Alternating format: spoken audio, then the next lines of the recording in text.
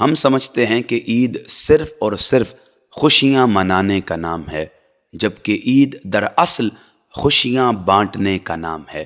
عید صرف گلے ملنے کا نام نہیں بلکہ عید گلے مٹانے کا نام ہے۔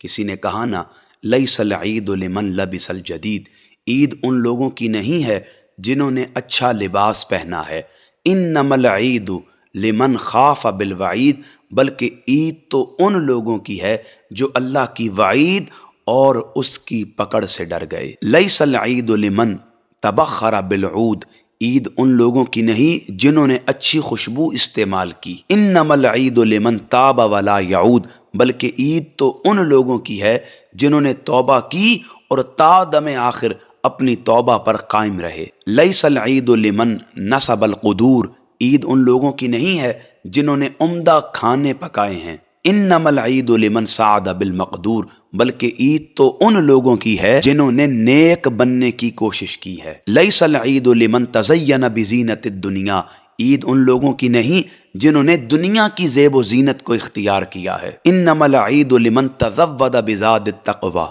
بلکہ عید تو ان لوگوں کی ہے جنہوں نے اللہ کے حضور تقوی کو اختیار کیا ہے۔ لیس العید لمن رکب المطایا، عید ان لوگوں کی نہیں جنہوں نے اچھی سواری پر سواری کی ہے، انما العید لمن ترک الخطایا، بلکہ عید تو ان لوگوں کی ہے جنہوں نے اپنی خطاؤں کو، اپنے گناہوں کو ترک کر دیا ہے۔ لیس العید لمن بسط البساط، عید ان لوگوں کی نہیں جنہوں نے اعلیٰ فرش سے اپنے مکانوں کو آراستہ کیا ہے، انما العید لمن جاوز الصراط، بلکہ عید تو ان لوگوں کی ہے جو پل صراط سے گزر گئے ہیں۔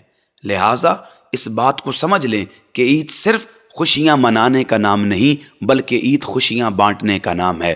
عید صرف گلے ملنے کا نام نہیں بلکہ عید گلے مٹانے کا نام ہے۔ اگر آپ اپنے مسلمان بھائی سے گلے ملتے ہیں لیکن اس کے لیے اپنے من سے کدورت کو، نفرت کو، حسد کو ختم نہیں کرتے، تو یہ ظاہری طور پر گلے ملنا، خوشیاں منانا، آپس میں ایک دوسرے کے ساتھ بیٹھنا، گفت و شنید کرنا کبھی بھی آپ کو فائدہ نہیں دے گا۔ کیوں؟ اگر آپ عید کا حقیقی معنی، مفہوم اور تصور سمجھنا چاہتے ہیں تو جان لیں، عید خوشیاں منانے سے پہلے خوشیاں بانٹنے کا نام ہے، گلے ملنے سے پہلے گلے مٹانے کا نام ہے۔